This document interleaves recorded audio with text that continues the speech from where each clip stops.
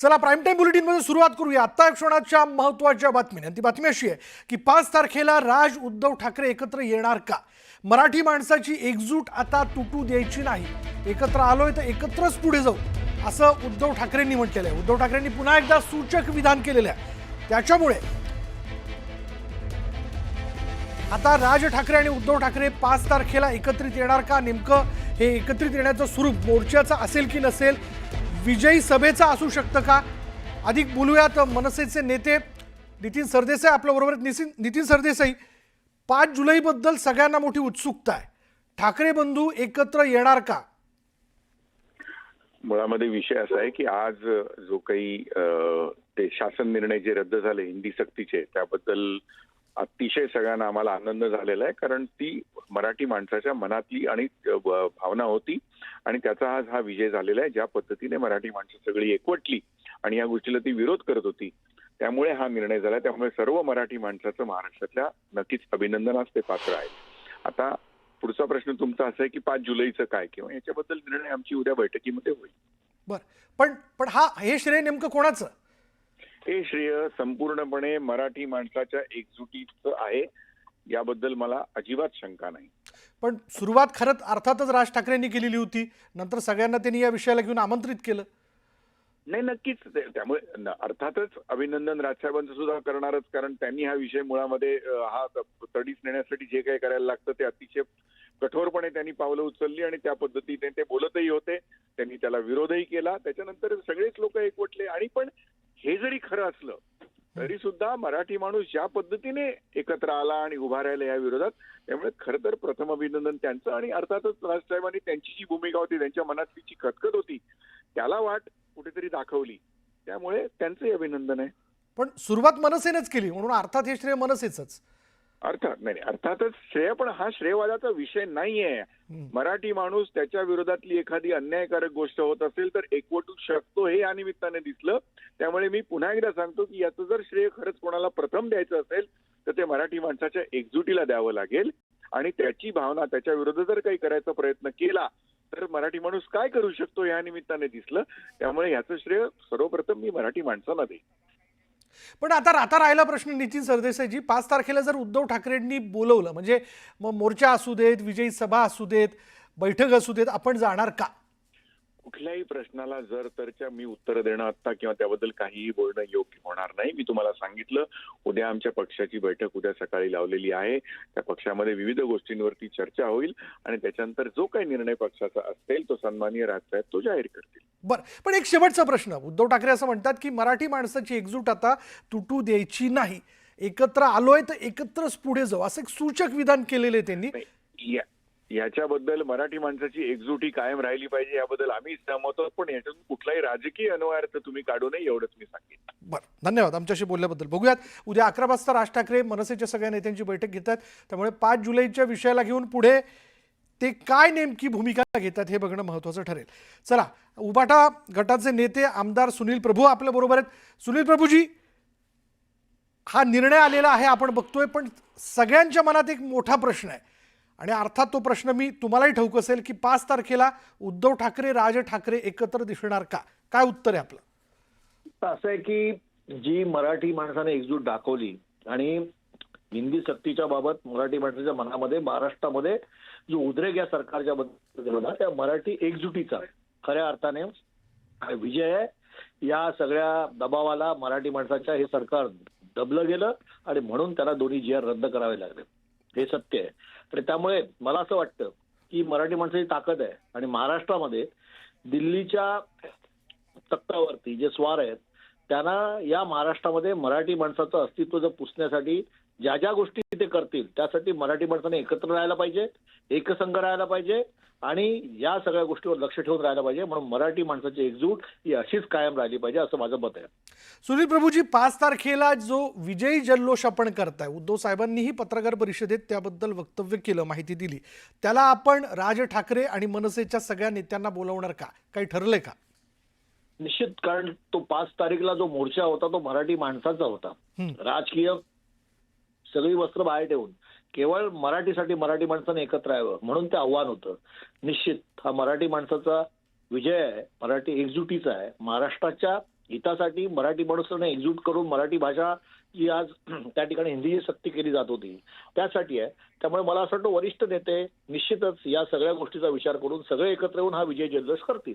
बरं, पण मग यातनं पुढे जर हे दोघंही एकत्र येत आहेत, 5 तारखेला एकाच व्यासपीठावरती दिसत आहेत, तर राजकीय अन्वयार्थ असंही लावायचं का की हे एकत्र आले? मराठीच्या हितासाठी महाराष्ट्रासाठी दोन भाऊ, खास करून ठाकरे ब्रँड म्हणून ज्यांचा उल्लेख अख्ख्या महाराष्ट्रामध्ये आहे, ते जर एकत्र असतील तर महाराष्ट्राला आनंदच वाटेल. धन्यवाद आमच्याशी बोलल्याबद्दल. चला, उद्धव ठाकरेंनी या निर्णयानंतर पत्रकार परिषद घेतली. त्यांनी मराठी माणसाच्या एकजुटीच्या मुद्द्याला घेऊन काय म्हटलं ऐकूयात. राज्यभरात अनेक ठिकाणी असं चित्र पाहायला मिळालं की मनसेचे कार्यकर्ते देखील त्या जीआरच्या होळीच्या आंदोलनामध्ये सहभागी झाले होते. 5 तारखेचा जर मोर्चा झाला असता तर दोन्ही ठाकरे झाला असतं तर नाही, 5 तारखेला कार्यक्रम होणार, मग तो मोर्चा होईल, सभा होईल, पण मराठी माणसाची एकजूट आता तुटू द्यायची नाही. म्हणून आता हे महाराष्ट्राच्या कानाकोपऱ्यामध्ये लोण पसरलेलं आहे. तर मी सर्वांना विनंती करतोय की आता ही जाग केवळ संकट आल्यानंतर उठून जागं व्हायचं आणि संकट दूर झाल्यानंतर आपण झोपायचं. आता झोपू नका, एकत्र आलो आहोत, एकत्रच पुढे जाऊ आणि ते एकत्र येऊ नये म्हणून हा जिहाद त्यांनी मागे घेतलाय. राज्य सरकारने त्रिभाषा धोरण लागू करण्याबाबतचे दोन्ही जी आर रद्द केलेले आहेत. मंत्रिमंडळाच्या बैठकीत झालेल्या चर्चेनंतर मुख्यमंत्री देवेंद्र फडणवीस यांनी हा निर्णय जाहीर केला. त्रिभाषा धोरणाच्या संदर्भात अभ्यास करण्यासाठी डॉक्टर नरेंद्र जाधव यांच्या नेतृत्वात समिती स्थापन करण्यात येणार आहे. जाधव समितीचा अहवाल आल्यानंतर पुढील निर्णय जाहीर करू असं मुख्यमंत्र्यांनी स्पष्ट केलं. समितीच्या अहवालानंतर कुठल्या वर्गापासून हिंदी लागू करावी, मुलांना काय पर्याय द्यावा याचा निर्णय घेतला जाणार आहे. दरम्यान 16 एप्रिल आणि 17 जून रोजीचे दोन्ही शासन निर्णय रद्द करण्यात आलेले आहेत. राज्यात पहिलीपासून हिंदी भाषा शिकवली जाण्याच्या निर्णयाला कठोर विरोध सुरू होता. राष्ट्रीय शैक्षणिक धोरणानुसार राज्य सरकारने तसा निर्णय घेतला होता. मात्र सरकारच्या या निर्णयाला दोन्ही प्रमाणात विरोध करण्यात आला होता. विरोध आणि नागरिकांमधील रोष लक्षात घेऊन राज्य सरकारनं मोठा निर्णय घेतला. दरम्यान सरकारच्या निर्णयानंतर उद्धव ठाकरेंनी जोरदार पलटवार केला.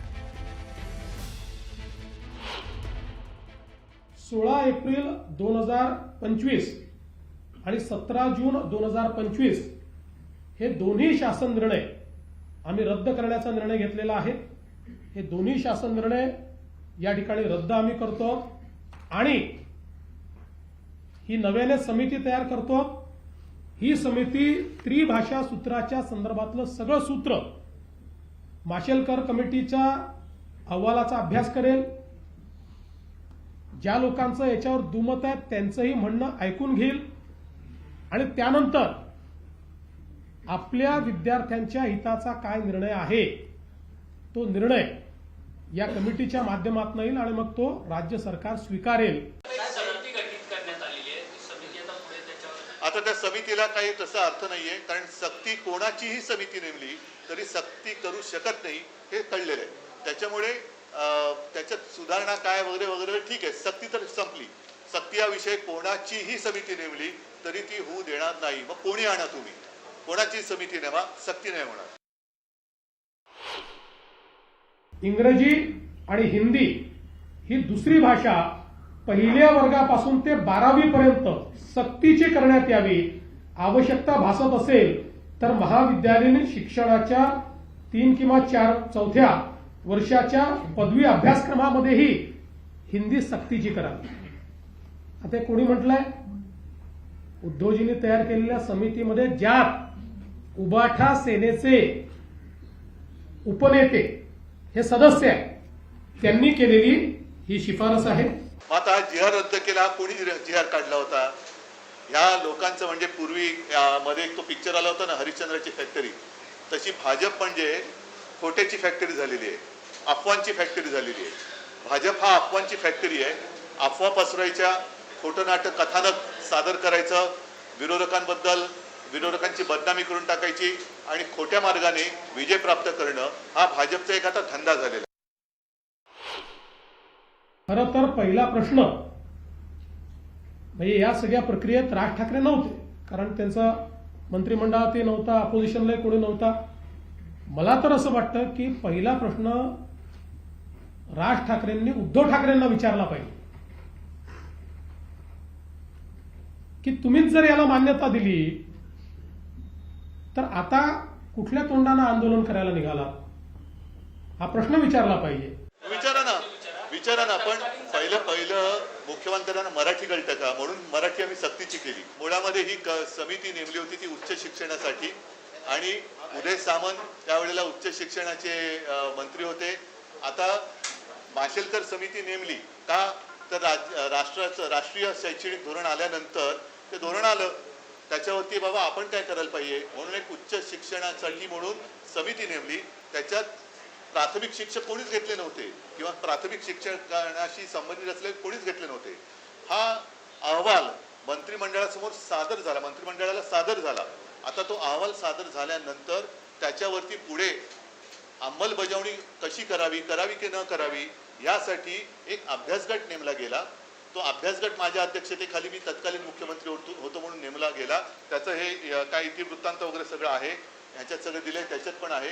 तर तो नेमल्यानंतर पुढे सरकार पाडलं यांनी. त्याच्यामुळे ना अभ्यास गटाची मीटिंग झाली आणि तो जो काही शिफारशी ज्या केल्या होत्या तो आम्ही कधी पान उघडून पण बघितलं नाही.